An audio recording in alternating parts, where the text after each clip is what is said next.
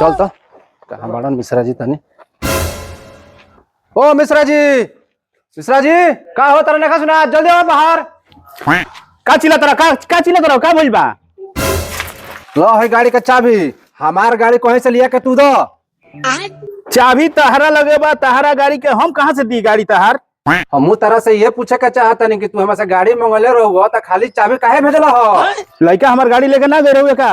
अच्छा अच्छा, तू आता लड़का तेल भरवाई गयो लोग पेट्रोल पंप पर ओजा से गाड़ी भूलवाइले वाला लोग ना मर दे, गाड़ी तो हमार लड़का लेके तारा घरे गए रहुए देवे खातिर।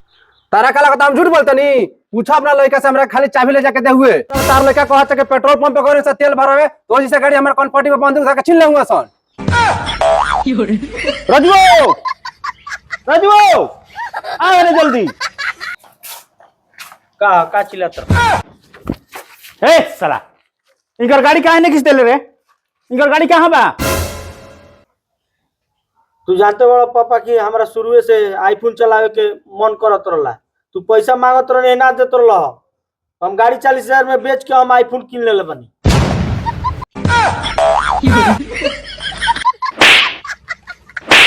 कहीं से लिया के इनकर पैसा दे। उ तो हम मोबाइल किन ले बनी। ओ मिश्रा जी, हमरा संगे बहुत गलत होता टे। हमरा गाड़ी कहीं से चाहिए, कहीं से लिया के दलोगे तू लोग दोनों जना मिलके। हमरा गाड़ी चाहिए तो चाहिए। सुन, गाड़ी केकरा से बेचले बारिश, जाके गाड़ी मांग के लिया, हम पैसा देता नहीं, गाड़ी उनकर दियाई। हमरा का पता रहुए कि उ कहाँ के ह।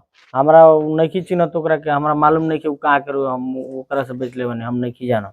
अरे बाप रे बाप, मिश्रा जी कांड कामला के हाथे गाड़ी बेचले बा, उ कोनो कांड क देलक तो हमनी के गाड़ी में बांस हो जाई। चल बबू चल तो थाना में चल एफआईआर कर। एगो बात सुन लो, अगर हमनी के कुछ भइल तो तार उपाय कर देम। चल हमनी के चल पहले रिपोर्ट लिखा जा थाना पता तनी। चल तो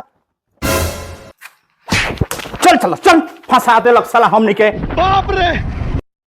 और अभी तो रुको, क्लाइमैक्स अभी बाकी है। रुको जरा, सबर करो। अभी मजा आएगा ना भिड़ो। चला ना के बा, केहू लोग थैले नहीं के। अगवा चलो चलो ठीक बा, चलो आओ।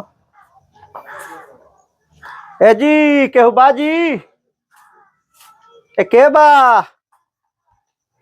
बोली का बात बा। ए हम अगुआ झूलल लाल आइल बनी रहो लड़का के शादी के बारे में बात करे। यहाँ के बानी लड़की के बाबूजी खोपन लाल। प्रणाम।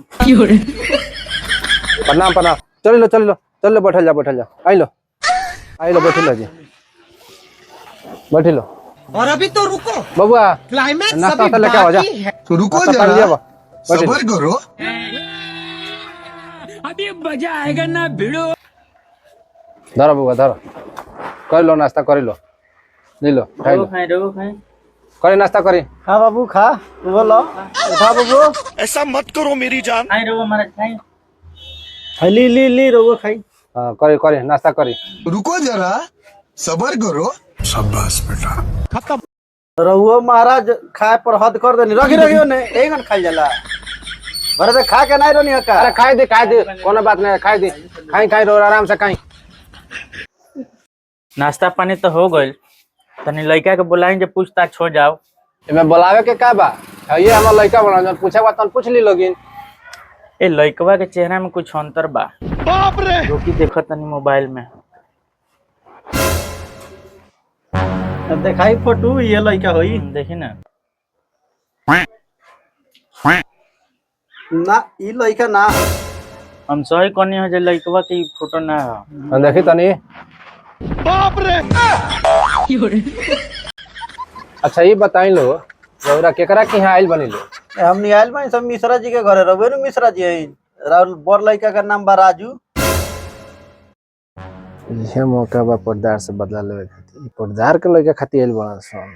बाप रे। हे महाराज का सोचतनी, राहुल लड़का हनु। हे महाराज, ये हमार लड़का ना हो, हमरा पर्दार के लड़का हो। लेकिन हमरा लगे आगल बने लोग, अपना लड़की के जिंदगी बचा देनी लोग। हम कुछ समझ नहीं ना रहुआ, कहे के का चाहता नहीं। हे महाराज, हमार पर्दार पूरा मक्खी चूसवा सन, ओकरे कुत्ता सियार के दशा बाटे। ओकरा दुआर पर गई रहती लोगिन तो नाश्तो ना करे तो सन, हमनी तो नाश्तो करा देनी सन रौरा लोग के।